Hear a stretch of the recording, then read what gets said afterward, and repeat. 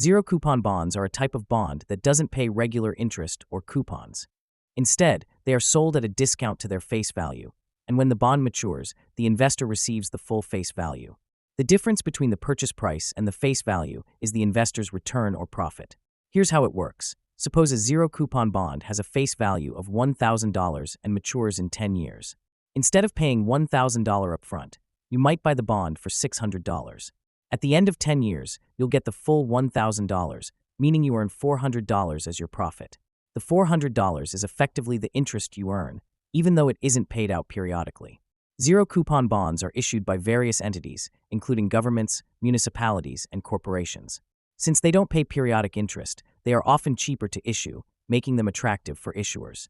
For investors, they're a great option for goals where you want a fixed amount of money at a specific time, like saving for college tuition or retirement.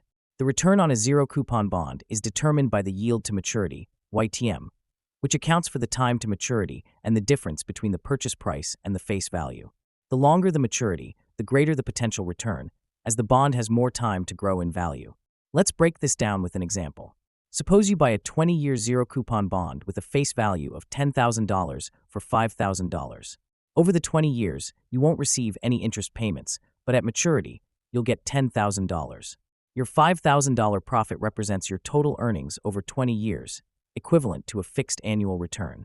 One of the advantages of zero-coupon bonds is that they're highly predictable. Since there are no periodic interest payments, you don't have to worry about reinvesting those payments at potentially lower interest rates.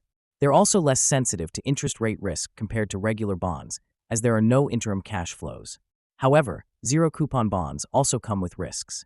Interest rate risk is still a factor if you decide to sell the bond before maturity. If interest rates rise, the price of the bond will fall, and you might sell it for less than you paid. Another consideration is inflation risk. Since the bond pays out a fixed amount at maturity, high inflation can reduce the purchasing power of your returns over time. Another important point is taxation. In some countries, even though you don't receive periodic interest payments, the bond's implied interest, the annual increase in value, may still be taxable. This means you might owe taxes on earnings you haven't yet received, making zero-coupon bonds less tax-efficient unless held in tax-advantaged accounts like IRAs. Zero-coupon bonds are particularly useful for long-term financial goals. For example, parents might invest in zero-coupon bonds to ensure they have a specific amount of money for a child's college education in 15 years. Similarly, retirees might use them to secure a lump sum payment at a future date.